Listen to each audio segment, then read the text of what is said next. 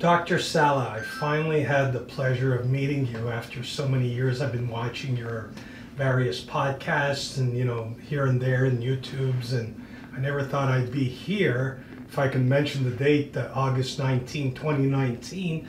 And as I've said before, my name is Don Emilio Zeno. I'm the CEO of VIPinternetradio.com. It's an American radio station, but I'm Canadian. I'm from Montreal. My partners are American. And all this to tell you, I've been catering to the ufological world across America for the most part, although I've met a whole bunch of Canadian ufologists. I'm not going to go into their names.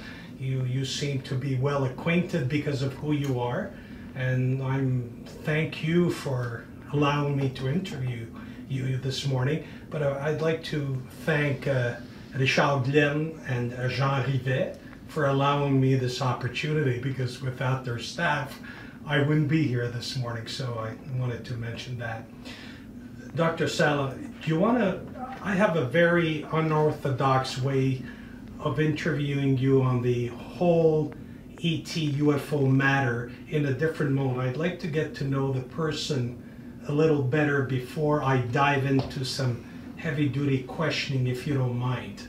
And then you'll know that I've been around the mill as far as my knowledge on ET UFO, although I'm not an expert as you are, and I'm not an expert as most of the people are, like Richard Glenn, etc. So I want to ask you, who is Dr. Michael Salla? Is it Salla or Salla? I pronounce it Salla. Yeah. I was a scholar. My specialty was international peace and conflict resolution. Oh, wow. So I got a PhD and I began teaching in universities in Australia and the United States on peace and conflict resolution. And so my specialty was to go to third world trouble spots like East Timor, Kosovo, Sri Lanka, and to research those conflicts and then come up with solutions that could be promoted through sympathetic international organizations and bodies like the United Nations. And so this was what I did professionally. And in 2001, I had a life-changing moment when I saw the Disclosure Project press conference that was organized by Dr. Stephen Greer. Mm-hmm. And it truly changed my life, because it gave me a lot of answers to questions that I had over the existence and the intractable nature of international conflict and what needed to be done to resolve it. And that I realized that in order to really address international conflict, we needed to understand what role this kind of extraterrestrial secret space program element played in it. Dr. Salla, like I said, I've been researching ufology for the last 40 years. I was even a ufologist, if you want to call it that, although I didn't consider myself a ufologist, because ufology needs and cultivates many years of studying and researching and book writing, guys like you, then you are a real bona fide ufologist. Otherwise, anybody can say, well, I've joined such and such an organization, and therefore I'm an ufologist. That is not so. But anyways, to make a long story short, I was impressed way back on November 7, 1990 with the famous Montreal UFO, which I had to investigate a second time. And when I dived into that investigation hands-on with the people, I'm not going to go in details, I mean, that did it for me. Like I've been magnetized, attracted. It's as if you are chosen, just like a diocese where you become a priest because you've been chosen somehow telepathically to get involved and make a difference in the UFO ET matter. Okay, now that said, I'm here for one specific thing. How close are we to some UFO ET disclosure of some kind where they've been talking about it for the last 5 years?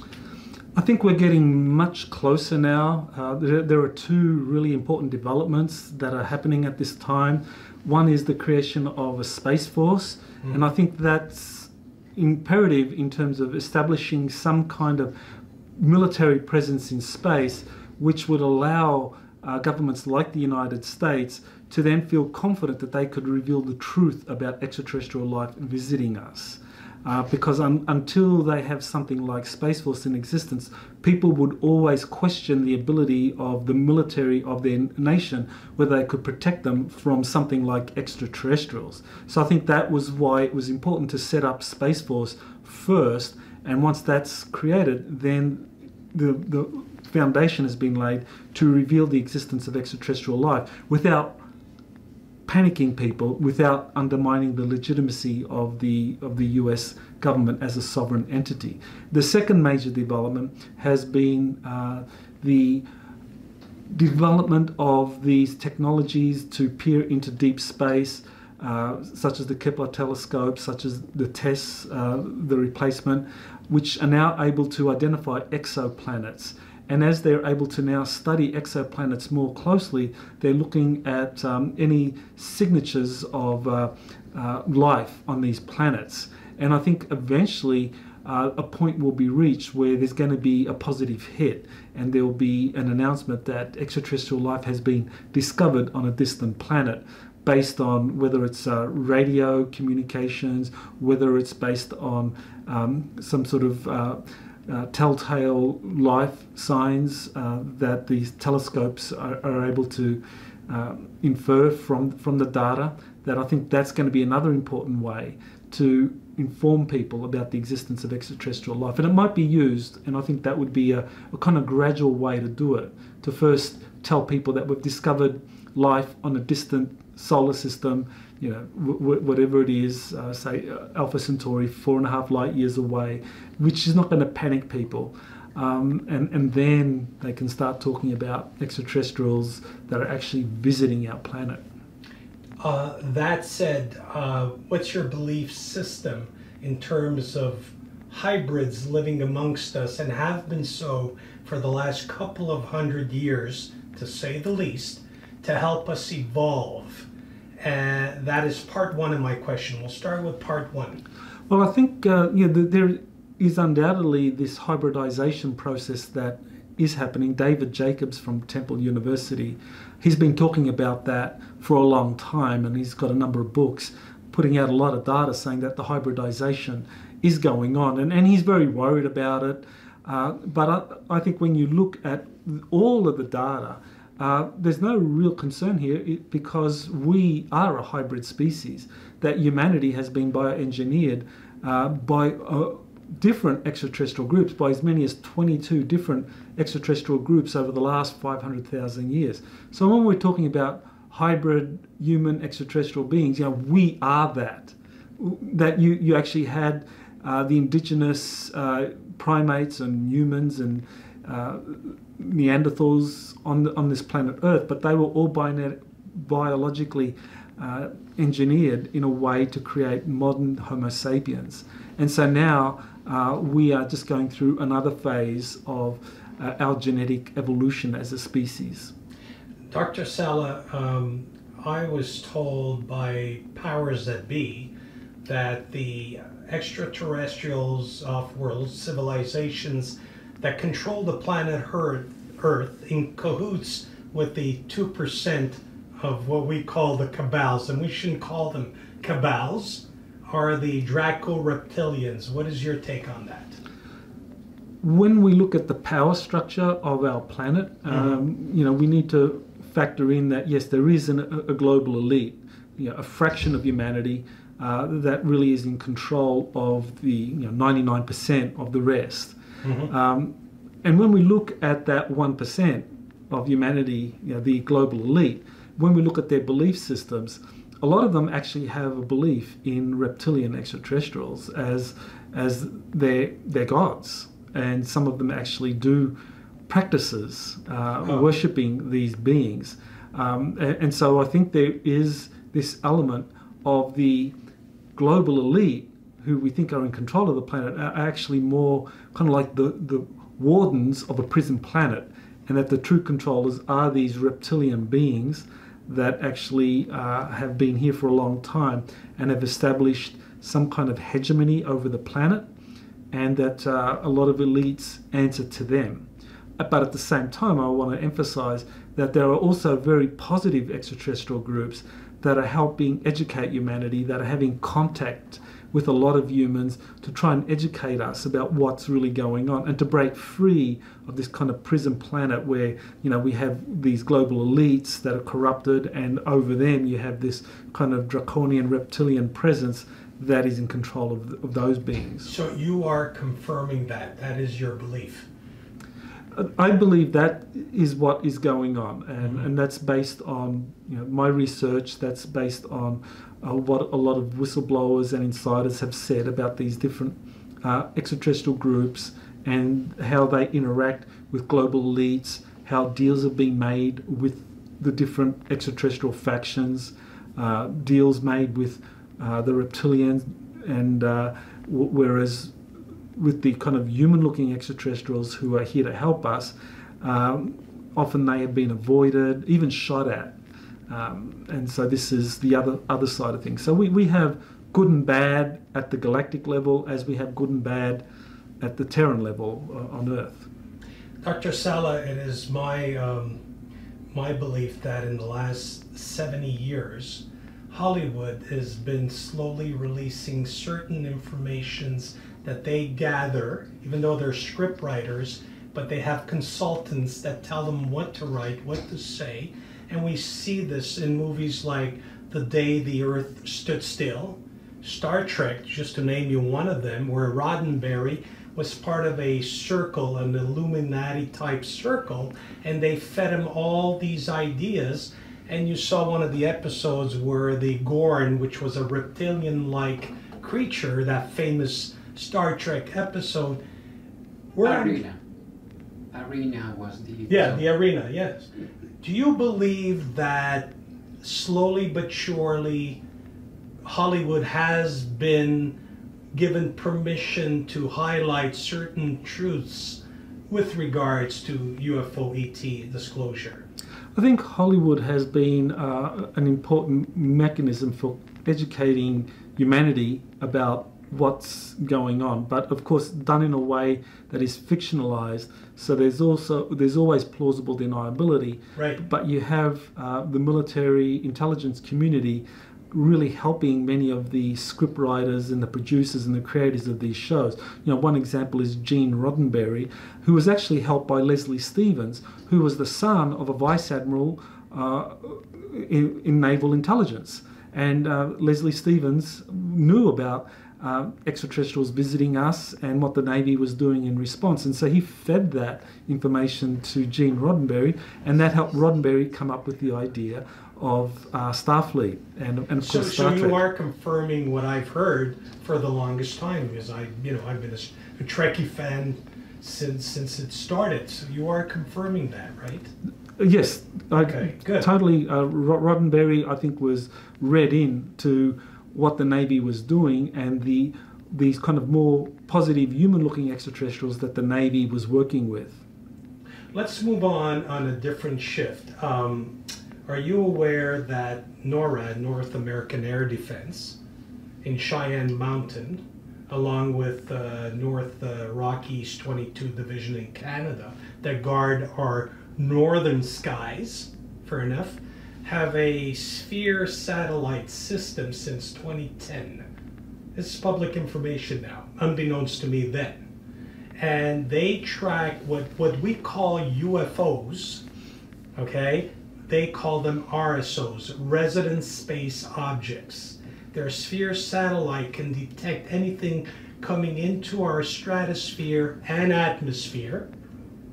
And the reason I know this is because I've been privy to speak with a major from Cheyenne Mountain J36 Division, which they call us on a need-to-know basis. And I have no way of contacting them.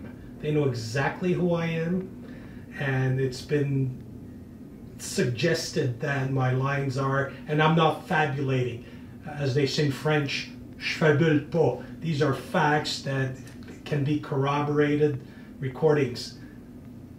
What do you think the military, MIC, military industrial complex, is slowly doing? Because I heard you mention something with Richard before, and I sort of wanted to re-ask that question for my American friends that will be listening to this year interview.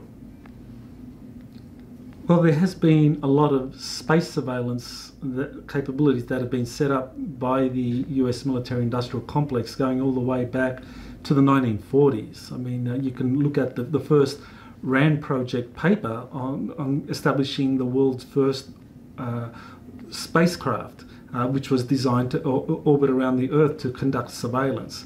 So this has been something that has been planned for and developed for nearly 80 years now. And I think this is something that is predicated on the existence of multiple actors that can fly in and out of our atmosphere very easily. One of the things that really kind of impressed me was the testimony of a CIA agent who was an Army cryptographer, and he said that in the late 1950s he was part of a listening post using some of these space satellites that were being set up, and also the radar tracking that was in existence at the time, to track UFOs, especially in South America and Antarctica. And they said that their big difficulty at the time, and the job he had, was to distinguish between UFOs that were extraterrestrial in origin and the UFOs that were basically Nazi craft flying out of Antarctica and South America. Dr. Salla, as I may have mentioned, actually I haven't, but everyone knows, I've never seen a UFO of any kind. I believe, based on extrapolations, on conjecture, on the many research that I've done, there's no doubt in my mind that there are extra off-world civilizations that have made contact with us since, for example, the days of the cowboys. As a matter of fact, one movie that Hollywood created that made us ponder on it was Aliens and Cowboys, which you may have seen. And why? Because they were here trying to mine our minerals, because Earth is very rich in minerals, just like the moon is, and probably all the conspiracy theories attached to the moon in the last 60 years. And Dr. Salla, there have been a lot of martyrs, as somebody mentioned, Richard in the last 60 years, people like Dr. Johnny Mack that died a tragic death that is still being questioned. Dr. Carla Turner, where they made a movie called Contact, where she died of a very peculiar cancer. And then our famous, what was his name? Le nom m'échappe, I'm sorry, because I speak 4 languages and I get stuck every once in a while in my hearsay.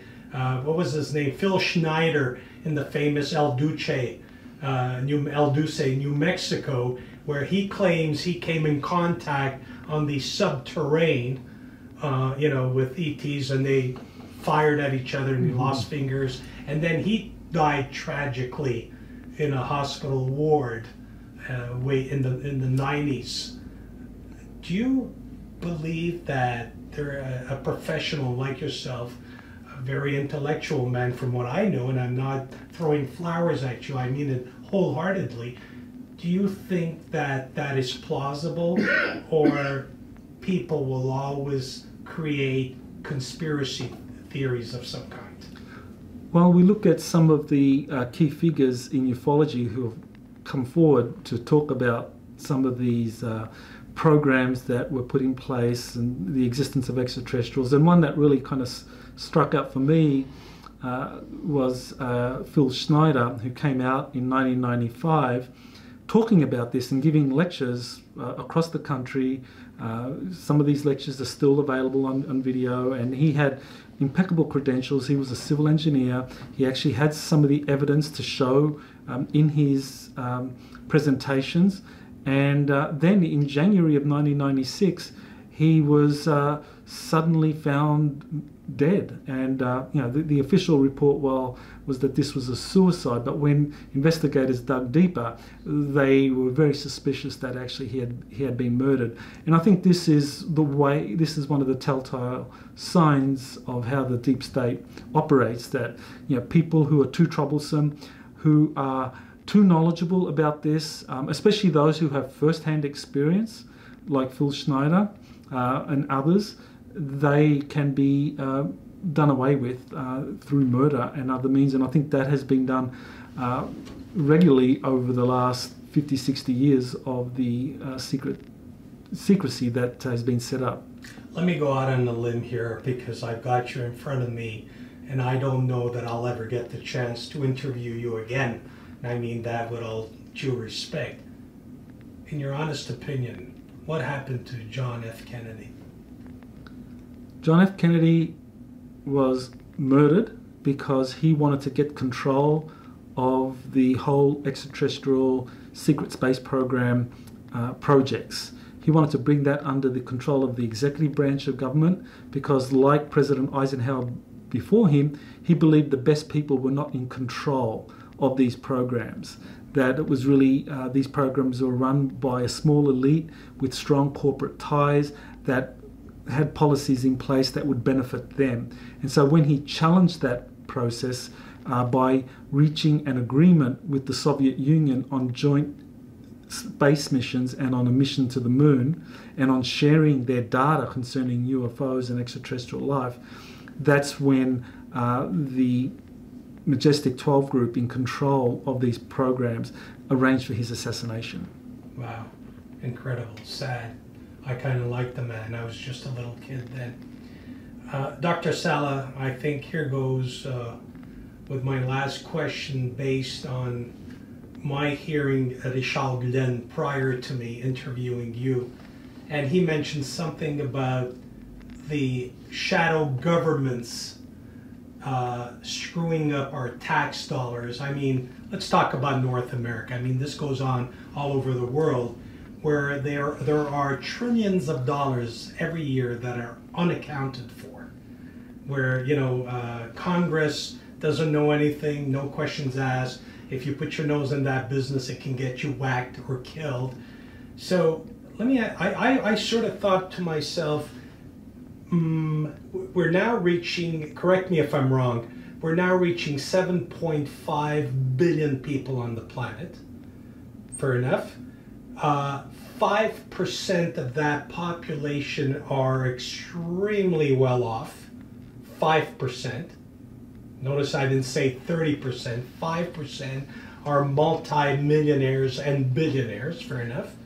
And then, of course, you have your supreme elite group, which are underground, the so-called Illuminati, and we're not going to get into that.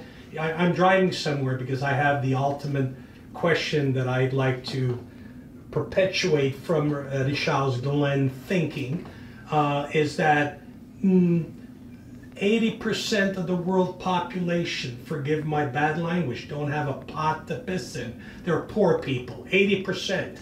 Not 10%, 80%. You've got the 15% of the so-called middle class that pay all the taxes. All right? What would happen if an activist, I won't mention names because I know a whole bunch of them in the States, would go up to these people and say, guys, how would you like for the day the earth stood still again? What do you mean by that, Mr. Activist? We, the middle class, decide we're not going to pay taxes anymore. As a matter of fact, we're going to go bankrupt. Where are they going to get their money from in order to create space programs, UFO technologies that cost trillions of dollars? Where are they going to get that money from? Well, a mechanism has been set in place for getting a lot of money through means that cannot be tracked. So we're not talking about the normal way in which Congress appropriates money for spending in all of these military programs or intelligence programs. That money is all accounted for, and any member of Congress can find out where that money has gone, generally speaking. So where does that money come from? The money comes from the illicit activities that an organization like the CIA profits from, or basically shakes down, whether we're talking about the drug trade, whether we're talking about pump and dump economics on Wall Street, whether we're talking about kind of corrupt pharmaceutical companies making billions of dollars from drugs, and all sorts of scams that are conducted by the CIA to raise over $1 trillion annually. And that's actually, that is a figure that Phil Schneider said that was the size of the black budget that funded this secret space program. And actually, if you look at the Inspector General reports from the Department of Defense from 1998 to 2000, they averaged out at about just over $1 trillion a year that is raised just in the United States alone for these black programs. And so that's money that's just kind of siphoned out of the system, which basically leaves the rest of American society kind of like struggling to make ends meet, because, you know, other than the programs and that are paid for through taxes that come from the middle class, you don't have that much left over for the 80% of the rest of the planet that are starving. In other words, if I'm to understand all of this in layman terms, these guys get away with murder. They do all kinds of illegal, huge crimes, and as far as killing people, if you put your nose in their business, fair enough. And yet you and I, the average people, if we steal $10 from the IRS, for example, we can go to jail for 10 years because we stole $10 to feed our kids hot dogs and beans, what have you.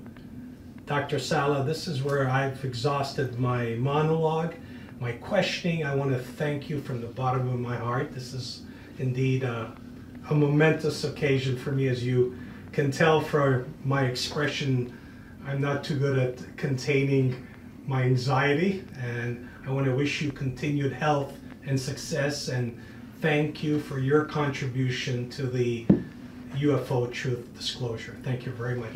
Thank you. It's been a pleasure meeting you, Don Emilio. Emilio. Thank you.